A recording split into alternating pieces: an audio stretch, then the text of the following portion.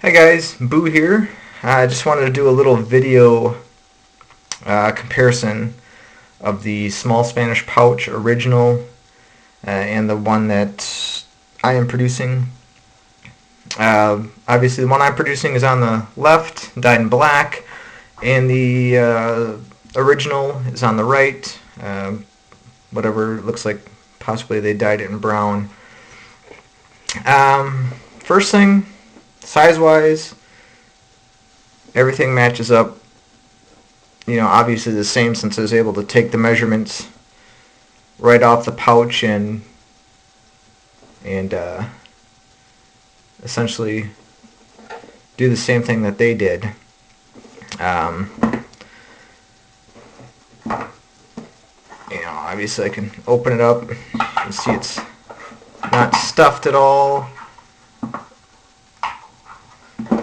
I guess the one thing that I would point out as a difference between mine and theirs, or mine and the original, is that the way they put these together, they actually, have like a flat side of leather here, and then they have the other piece like kind of like a little butt join, so that they're not sewn together like this, but they meet kind of at like a parallel angle.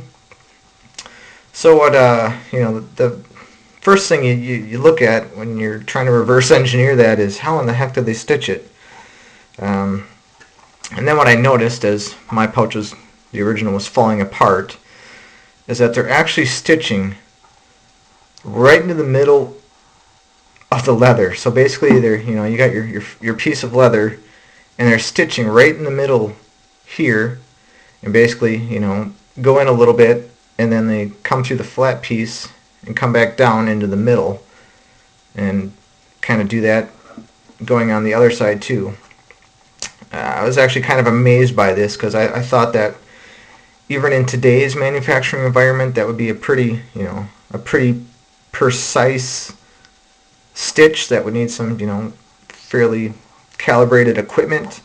How they were able to do that manufacturing 50, 60 years ago, whenever these things were originally produced, absolutely amazing to me how they were able to accomplish that stitch. So obviously I am not God, and I cannot replicate that stitch. So I wanted to keep the same style of that parallel butt join. So my stitch, actually you can't see it well when it's dyed, so I grabbed an undyed copy. My stitch, I'm just kind of doing the diagonal in and out, which I'm using the, going through the whole piece of leather and not just stitching into the side.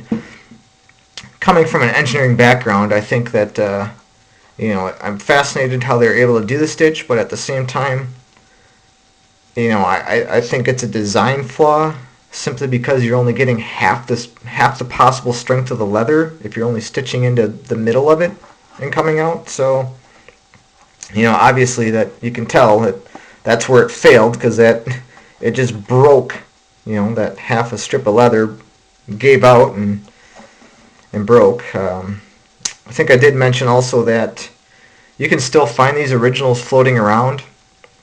They run about $15, but they're really getting pretty old, and with that frail, as leather gets old, it dries out, and it just becomes fragile and wants to crack and rip and all that stuff. So yeah, personal choice. If you can find it and want to use it, by all means, go right ahead. I don't know. I'll be throwing one of these on my wife's armor just so I don't have to worry about. It's kind of a shame to take something that's so old and essentially just use it and it'll be destroyed. In a couple years down the line, become unusable. But yeah, look and feel the same. Mine have a slightly more rounded edge to them. It's pretty hard to get a crisp, solid edge to them. But yeah, otherwise,